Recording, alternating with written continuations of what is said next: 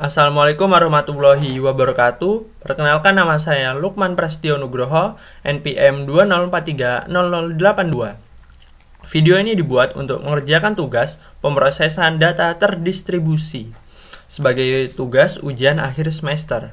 Oke, baik, akan saya langsung mulai presentasinya.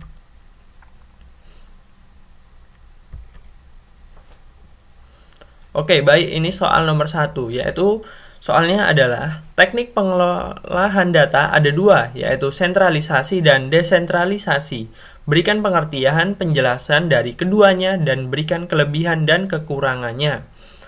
Sentralisasi adalah teknik pengolahan data yang membuat seluruh data ada di pusat, sehingga bisa diakses oleh semua user yang ada di dalamnya. Di sini saya sudah menggambarkan bentuk dari sentralisasi itu sendiri. Jadi di sini adalah saya menggambarkan tentang koneksi internet. Jadi di sini ada koneksi internet dari beli langganan, kemudian dimasukkan ke server di kampus 1 dan kemudian disebarkan lagi ke kampus 2 dan kampus 3. Di mana sih bentuk sentralisasinya? Jadi bentuk sentralisasinya ada di pembagiannya. Jadi pembagiannya dari kampus 1 langsung dibagi ke dalam bentuk access point tanpa di manajemen lagi dengan dalam bentuk router, sehingga access point ini tersentral ke pusat, langsung bisa diatur dari pusatnya. Ini yang dimaksud dengan sentralisasi. Saya akan jelaskan tentang kelebihannya. Kelebihan dari sentralisasi yang pertama yaitu hemat biaya dan mudah dalam melakukan pembangunan dan implementasinya. Ya, ini sangat mudah, bisa terlihat dari gambaran yang saya berikan. Kemudian yang kedua yaitu semua data terkait disimpan bersama-sama. Ya, jadi seluruh datanya akan tersimpan di server yang ada di kampus 1. Kemudian kekurangannya yaitu jika terjadi trouble seluruh jaringan tidak bisa berjalan. Yang kedua ada sulit dalam menemukan trouble, dan yang ketiga jika data terbobol akan ikut hilang semua. Jadi yang dimaksud yang pertama ini jika trouble seluruh jaringan tidak bisa berjalan. Jadi misalkan trouble di kampus 3 ini trouble dan semuanya tidak bisa menggunakan internetnya. Kemudian untuk menemukannya cukup sulit, misalkan trouble-nya di kampus 3 tapi nyarinya di kampus 2 gitu kan. Itu termasuk sulit juga. Bukan nyarinya, tapi lebih ke untuk menemukannya, karena di sini bentuknya access point. Oke, baik, akan saya lanjutkan ke desentralisasi.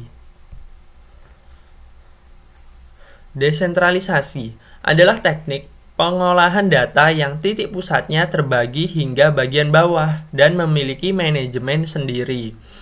Oke, langsung saya bacakan dulu kelebihannya. Kelebihannya yaitu lebih mudah dalam menemukan trouble dan mudah dalam manajemen. Request yang dilakukan user bisa dilakukan dengan cepat. Kekurangannya yaitu biaya untuk melakukan implementasinya mahal.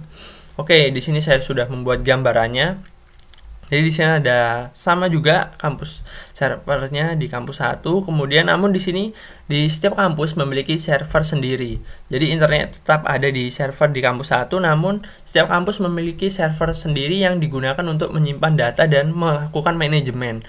Jadi misalkan ini internet bisa masuk ke kampus 2, di sini ada routernya, kemudian di manajemen baru dibagikan ke access point yang terdapat di sana. Kemudian di kampus 3 juga terdapat hal yang sama, namun di sini yang berbeda adalah di setiap kampus bisa menyimpan datanya sendiri. Jadi tidak langsung dimasukkan ke server kampus 1. Jadi misalkan terjadi trouble atau masalah, tetap datanya masih ada. Misalkan trouble di servernya di kampus 1, namun di kampus 3 ini datanya lagi dibutuhin banget. Jadi datanya tetap bisa digunakan. Oke, langsung saya lanjutkan ke soal nomor 2, yaitu sebutkan apa saja pengaruh distribusi pada suatu organisasi dan berikan kelebihan dan kekurangan pengolahan data terdistribusi. Yang pertama yaitu pengaruh utamanya yaitu meningkatkan end user, manajemen punya otoritas lebih. Jadi end user ini punya manajemen tersendiri, seperti yang sudah saya gambarkan di slide sebelumnya ya. Jadi setiap user tuh bisa melakukan manajemen sendiri. Kemudian ada end user group menjadi lebih besar dalam mengolah dan mengakses data, sehingga proses dapat dilakukan secara online dengan respon lebih cepat.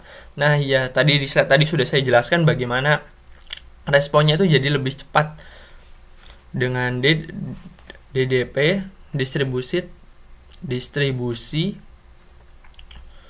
processing, maka tiap bagian mempunyai tanggung jawab. Jadi seperti slide sebelumnya yang desentralisasi yang ini, setiap distribusi memiliki tanggung jawabnya sendiri-sendiri. Contohnya di kampus 2 dia bisa mengatur manajemennya tersendiri, dan di kampus 3 juga begitu, dan kampus 1 juga. Kemudian komputer dapat disebarkan mengikuti struktur organisasi, dan yang kelima ada hierarki data processing perlu dikontrol. Kelebihan yang pertama yaitu meningkatkan kemampuan komputasi, meningkatkan kemampuan data storage, dan kerja lebih efisien. Kekurangannya yaitu membutuhkan tenaga ahli pada implementasi untuk membuat data menjadi satu. Kemudian membutuhkan tingkat keamanan yang lebih dikarenakan seluruh data terkontrol menjadi satu. Kemudian ada desain yang berbeda namun harus saling terhubung menjadi satu kekurangannya. Kemudian baik akan saya gambarkan gimana sih penjelasannya. Penjelasannya balik lagi ke nomor 1, yaitu salah satu contohnya yang sentralisasi dan desentralisasi. Jadi di sini tadi udah saya jelaskan bentuknya hampir seperti ini yang dimaksud di nomor 2 ini. Jadi misalkan saya contohin membutuhkan tenaga ahli pada implementasinya. Jadi ini yang desentralisasi ini dalam melakukan instalasinya atau implementasinya membutuhkan tenaga ahli, karena bisa dilihat gambarnya di sini, ini tidak cukup sulit dalam implementasinya jika dalam penggambaran memang terlihat lebih mudah. Kemudian apalagi tadi ada dengan DDP maka tiap bagian mempunyai tanggung jawab. Itu contohnya seperti mana? Seperti yang desentralisasi ini tadi.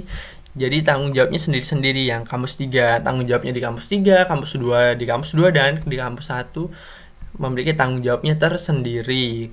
Kemudian apalagi yang saya bisa jelaskan, yang kemudian membutuhkan tingkat keamanan yang lebih dikarenakan seluruh data terkontrol menjadi satu.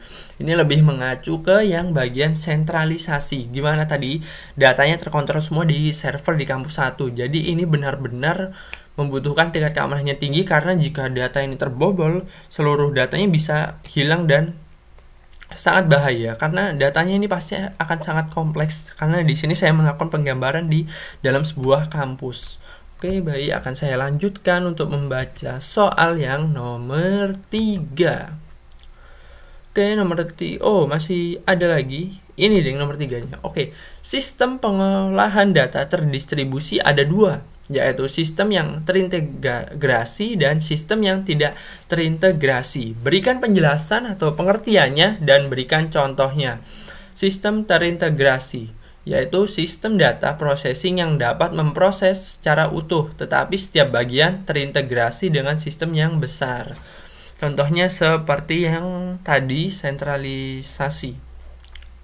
Jadi bentuknya yaitu seluruh data processing memproses secara utuh dengan sistem yang besar. Jadi misalkan kampus 3 ini mengolah data tetap bisa terhubung dengan kampus 1. Begitu juga dengan kampus 2 dalam pengolahan datanya akan menyimpan data, server kampus 1 itu bisa mengakses dari data-data di kampus 2. Jadi bisa tersentral, dan itu yang disebut dengan terintegrasi. Kemudian akan saya lanjutkan ke slide selanjutnya, yaitu sistem tidak terintegrasi, yaitu sistem data processing yang dapat memproses secara utuh, namun setiap bagian didesain besar yang dihubungkan dengan sistem yang besar, yaitu tidak terintegrasi. Namun intinya dia itu masih berhubungan gitu, bisa berhubungan ke sana. Tidak terintegrasi di sini yang dimaksud adalah tidak berurutan atau acak. Seperti ini penggambarannya. Ini sebenarnya lebih ke sangat kompleks sih. Misalkan ada trouble, justru di setiap yang ini misalkan ada trouble di kampus 3, dia bisa diakses dari kampus 2. Begitu juga dengan kampus 3. Ini justru penggambaran yang saya buat lebih bisa digunakan saat terjadi masalah. Misalkan setiap ada masalah di kampus 1, tiba-tiba ada permasalahan atau trouble, bisa diakses dari kampus 2. Begitu juga dengan kampus 3. Oke, baik, saya akan membacakan soal yang terakhir, yaitu nomor 4. Sebutkan tujuan utama pengolahan data terdistribusi dan hasil teknis yang diperlukan untuk mencapai tujuan. Yang pertama ada otonomi lokal, Yang kedua ada desentralisasi operasi dan sentralisasi kontrol. Yang ketiga, meningkatkan produktivitas end user. Apabila terjadi peningkatan, diteruskan. Apabila tidak, harus direvisi. Seperti penggambaran yang telah saya buat tadi. Pengembangan nomor 4 ada pengembangan aplikasi oleh user group. Yang kelima ada dialog terminal lebih efisien. Yang keenam, akses secara remote terhadap resource dan data di lain lokasi. Kemudian proteksi struktur data dan program yang ada tidak perlu dikerjakan kembali. Kemudian ada hal teknisnya itu ada membuat jarak menjadi transparan, availability atau ketersediaan, privacy and security, auditability, akurasi and konsistensi. Kemudian ada mudah melakukan perubahan dan sedapat mungkin menyembunyikan kerumitan dari pemakai. Oke. Ini masih ada lagi dan hal teknis. Ini hal teknis yang perlu dilakukan yaitu penggunaan komputer mini dan mikro untuk menghubungkan komputer mikro, mini, dan besar menjadi sistem yang paling efektif biayanya. Ini seperti apa sih implementasinya? Jadi implementasinya yaitu yang dimaksud dengan komputer mini yaitu menggunakan komputer yang mini atau Raspberry itu komputer mini, jadi harganya lebih murah sehingga lebih efektif untuk digunakan dalam distribusi processing. Kemudian ada pemakaian teknik database, dapat sharing data oleh banyak user. Jadi database ini salah satu contohnya dengan menggunakan website, jadi disimpan di dalam hosting. Itu adalah salah satu teknik yang saya pahami, sehingga di situ dengan akses ke website seluruh user atau seluruh orang yang kerja di dalam sebuah company, perusahaan bisa mengakses dari situ dan mendapatkan datanya. Kemudian ada struktur jaringan yang fleksibel, keamanan menggunakan teknik keamanan yang ketat. Jadi keamanan ini sangat penting, misalkan hanya terdapat satu website. Jadi seluruh data ditentukan oleh keamanan ini. Jadi misalkan data ini bisa bocor, ini sangat berbahaya. Lalu ada high level language adalah bahasa pemrograman yang diciptakan untuk mempermudah langkah komunikasi antar komponen milik komputer tadi.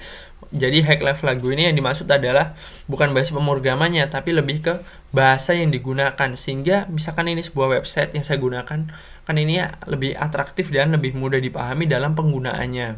Kemudian ada bahasa ini ditulis dengan rangkaian kata-kata yang bisa dipahami oleh manusia, contohnya C++, C, PHP, Python. Jadi ini merupakan bahasa pendukung di belakangnya atau biasa disebut dengan back-end-nya. Menggunakan bahasa ini untuk mendukung yang tadi high level language atau language. Kemudian akan saya jelaskan tentang meningkatkan produktivitas end user. Jadi meningkatkan produktivitas end user-nya ini gimana? Jadi misalkan saya menggunakan gambaran yang ini saja. Jadi produktivitasnya itu misalkan ini seorang pekerja, dia membutuhkan data, misalkan seorang pekerja membutuhkan data dari kampus 1 dan jarak dari kampus 3 ini jauh, sehingga gimana cara mengaksesnya? Cukup dengan menggunakan yang tadi dijelaskan, yang saya jelaskan tadi. Misalkan ini ada webnya, kemudian data-datanya disimpan di dalam hosting dan dalam bentuk teknik database, jadi data tersebut dapat diakses dengan lebih mudah. Kemudian akses secara remote. Nah tadi itu akses secara remote ini lebih ke data, misalkan di kampus 2 bisa di remote dengan teknik remote desktop, RDP singkatannya, remote desktop processor. Jadi di situ bisa di remote jadi komputer yang ada di sana dilakukan remote. Yang terpenting yaitu koneksinya kuat. Oke, sepertinya sekian yang dapat saya jelaskan dari soal ujian akhir semester. Semoga bermanfaat dan saya sangat mohon maaf jika ada kekurangan dan kesalahan. Wassalamualaikum warahmatullahi wabarakatuh.